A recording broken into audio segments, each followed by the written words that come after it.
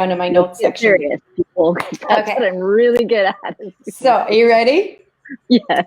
Okay. First question. Yeah. What are 3 common traits of an Xmen? They think they're wrong. They think they're wrong, and they think they're wrong. That's so brilliant. By the way, some of these questions, the answers may repeat. Okay. What are 3 things an Xmen usually would never do?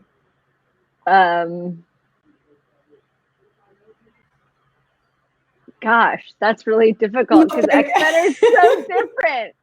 Like, yeah. I could say, okay, so often being in large groups is something that they don't like to do. Often being completely alone is something that they don't like to do. And be confrontational. Oh my God, that's massive. Yeah, I avoid conflict at all costs. I hate it. And that's interesting too. So being Xmen avoid being in groups, and then Xmen don't like being alone. It's like oxymoron. Yep, that sums us out up there. Yeah, conflictual universes and realities. What is something about the world that Xmen really just don't get about being in this world? Communication. Oh, wow. I think you need to say that again. Communication. Speaking, talking to other humans. That's so true. Okay. You might be starting to recognize yourselves, people, in these questions now. So, what's the one thing, what's one of the most challenging things with being an Xmen? Constantly being aware that what people say is not actually what is going on under the hood. Oh, wow. Holy fuck. Yeah. That's it. That is intense. What's one of the best things with being an Xmen?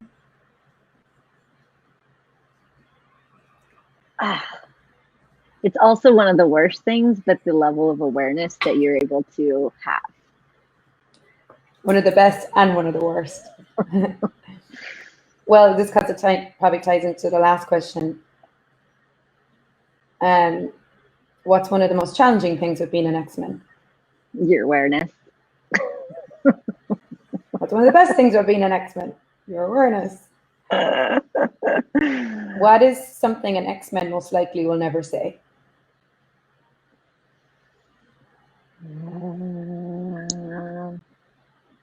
Again, that's a tricky one because they're all so different. Yeah. I like me. Oh, wow. Holy fuck. Yeah. Wow. These are intense. As I laugh. I know. I'm like, right, wrong, good, bad, fuck, on jokes, boys, me ads.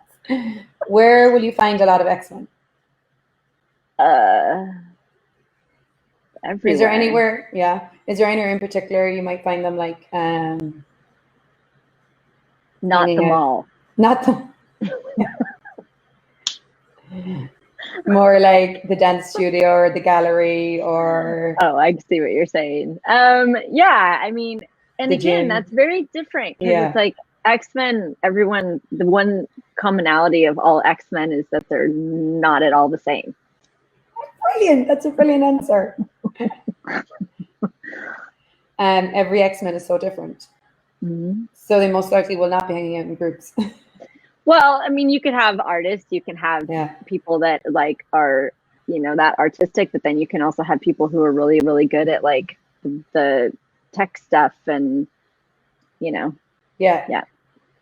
How are Xmen around people? Awkward. But again, it can be the opposite too, because so many Xmen have capacities that they've actually learned to use to adapt and to be what other people require them to be. So an Xmen can be like the best chameleon in the room too. And everybody thinks that person is who they think they are, but everybody has a different point of view of who they are because they're being what that person has decided they are. I love that. That's brilliant. Mm-hmm. I know nothing about that. I wouldn't either. And then with the X-Men is that when you're a chameleon, you sometimes think you are what you're playing, pretending to be, or the role that you're playing. That's when we use our capacities against ourselves and we start buying our own story. That we're actually the thing that the other person has decided we are, which has nothing to do with what we actually are and who we are. And so would that kind of tie in with the labels an X-Men is given? Like a lot of X-Men have labels on them. Yep. And so then they become the label that was put on them. Yeah. I mean, and because the minute you define anything, it becomes very real in an X-Men's world. An X-Men's world is very spacious and light, and there isn't a lot of definition, and there isn't a lot of really anything. And so for a lot of X-Men, we have taught ourselves to gravitate to the most defined, solid thing and go, oh, I can easily do that. And what would be common labels X-Men have been labeled or put on? Well, I mean, some of the common ones are like ADD, ADHD, dyslexia, OCD, autism. And now there are a myriad, but like also some of the mental disorders, you know, like bipolar and, you know, the identity disorders, things like that. I mean, you can see with the chameleon conversation that could get misconstrued as an identity disorder, and depending on how, like, the capacity that particular X-Men has, it can be really dynamic. Yeah. It can be really good at it. Yeah, amazing. I love that one. And psychotic and addiction. Mm-hmm. Addiction. What is the most common theme you see come up in your X-Men classes?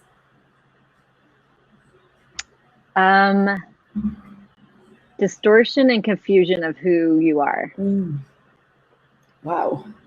And a desire to know more, like to know, like, who the fuck am I? Because especially if you come into these classes as an adult, you spent a lot of your life either convinced you're one way, and now you realize you're not, or you've just spent your whole life going, I have no fucking clue who I am.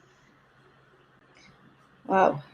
And what are 3 of your favorite things that X-Men class teaches you or teaches people?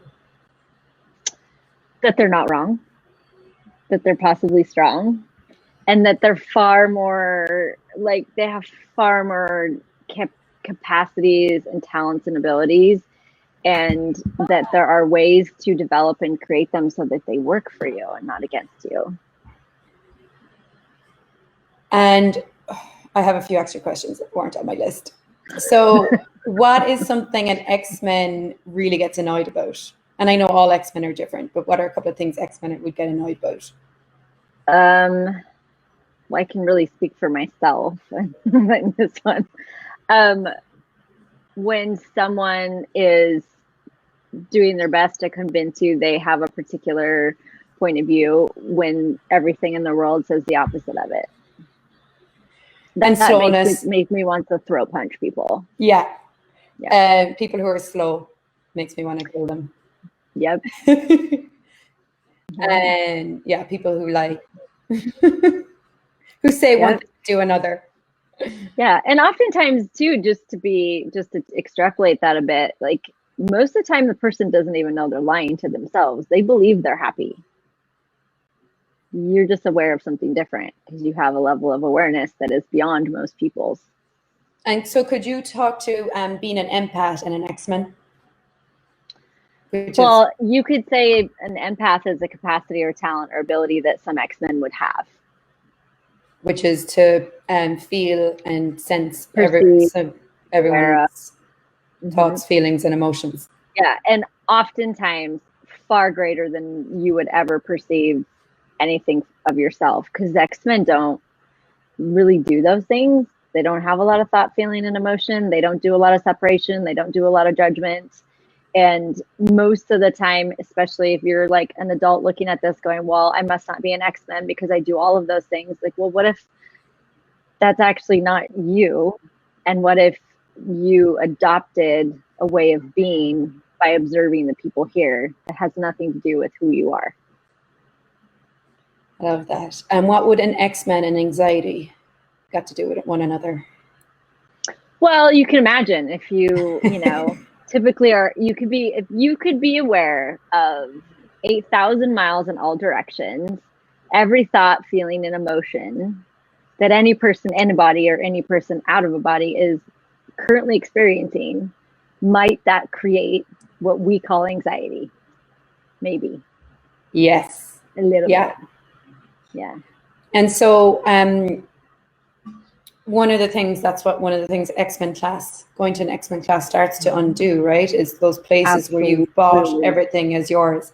So I was at a class a while back, and I was sharing a room with another girl, and that night, one of the nights we were sharing a room, I couldn't sleep. I was awake for the whole night, and I was kind of like disturbed, and I was so tired. I was like, why can't I sleep? But I was awake for the whole night, and the next day I realized that she was awake too. In the middle of the night, I even was aware that she was awake. Yeah. And the next day I spoke to another, she's actually Cassie Summers. Is she an Xmen facilitator? But she's taken the Xmen class. Yeah, and I talked to her about it, and she said to me, oh, are you an Xmen? And I was like, yeah. And she goes, you may want to look at taking the Xmen class. She goes, because when you take that class, it actually kicks a lot of the implants.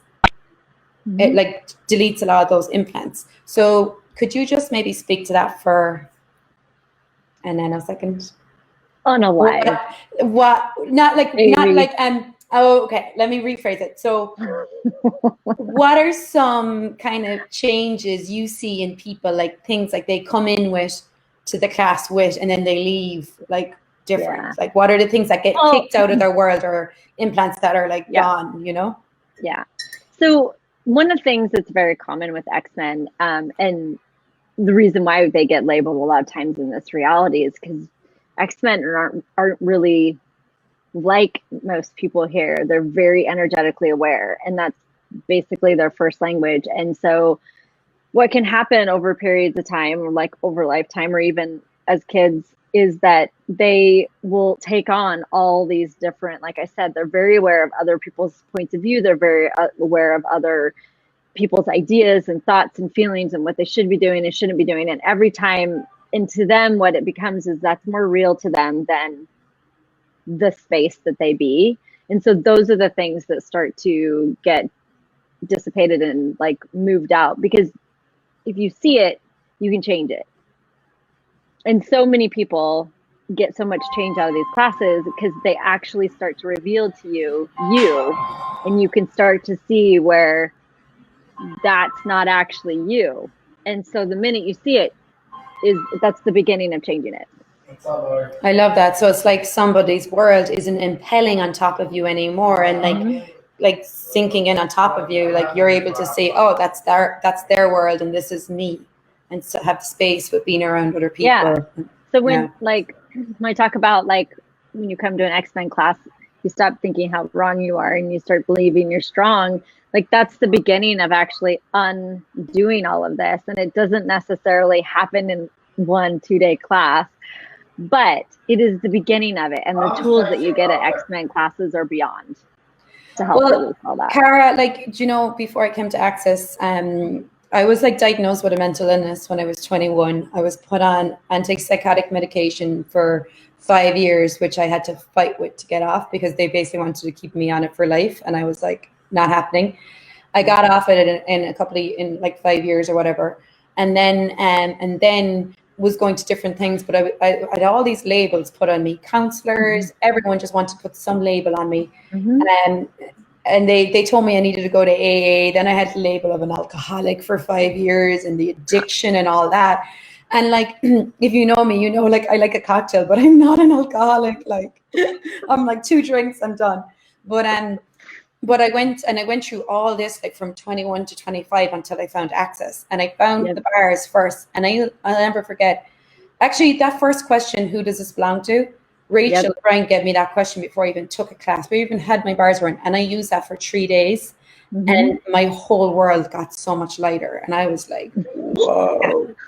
Then I took my first bars class, and I remember in that one bars class, like in the middle of my bars and like just jumping up from the bed and being like, I'm an infinite being. I'm not an alcoholic. I'm not a psychotic. I'm not any of these labels. I'm an infinite being. And like really, like getting like the statement in Access, what if every wrongness was a strongness? Like really coming out of that was the beginning of me unraveling a lot of that stuff. And that was worth more than gold. Like there was no price I could put on that. Well, and that's the thing with Xmen. I mean, it's one of the classes we do is, what if your disabilities are abilities? Disabilities are abilities. And so what this reality does is that when it sees something that doesn't look normal, if it thinks it can define it, then it can fix it. Oh, wow. But what we actually know, and as you learn some of the tools of Access, and especially the Xmen tools, you realize the definition by definition alone is a limitation. And definition is really just a person's perspective on what that is. It doesn't actually mean it's true. And so, there's so many different ways that can basically go into an Xmen's world and limit it completely and totally. And these classes start to get you out of all of those places where you have been labeled as disabled. And oftentimes they're abilities. They're totally abilities. It's one of the things that's so fun about these classes is that people come in and they're like, oh my God, my whole life makes so much sense. And it's like, what if, the thing that you've been labeled as, what if, as an example, OCD, like what if instead of having OCD be the thing that defines you as the disability you can't ever change or get away from, it actually becomes something that you can use to create a business. You can use it to create so many things. And I think people think that's crazy. And what if it's not? Like, what if all these things you can actually, the thing you've been asking for, whether it's more money, a different business, better relationships, difference with your body, because these classes really address a lot of stuff going on for bodies with people. Like, what if you can have those things as more easy and more joy and more glory in your life? I love that. And so, Cara, you're going to do the online Xmen class, starting the 29th of May. So it's going to be starting on Friday. It's going to be for 3 days. Yep. Right? 4 hours a day. Yeah, 3 days, 4 hours a day. So it's Friday 29th, Saturday the 30th, Saturday 31st of May. This is kind of one software you get to take these classes online. And I was thinking I'm really freaking excited about it. Like that we can get to do this online now. Before we'd have to book a hotel and fly and all that stuff. And now we get to access this information online.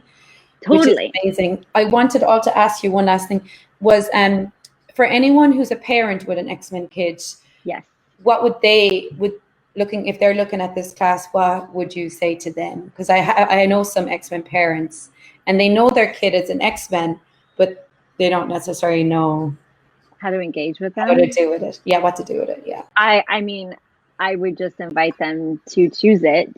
And also to, invite your child to be with you on the class or give them the choice, whether they want to be there physically or not, because you may or may not know this about your Xmen children, but they don't actually have to physically be present for things to really get the energy of it. So, you can look at it and like, if you choose this, what will your life and what will your child's life be like in 5 years? And if you don't choose it, what will their life and your life be like in 5 years? And choose what's lighter. I love those two questions. That takes you out of your mind, so you actually get the energy and you're not choosing from the limitations of the mind. Yeah. Okay, this was really fun. Did you enjoy your fire questions? I did. That was super fun. Thanks, Amy. You were really good at it. Love to do it again. Exactly. We kept it to 21 minutes, so we did good. Yay. All right, guys. Thanks for watching. Talk to you soon. Bye. And the link to the class is in the comments.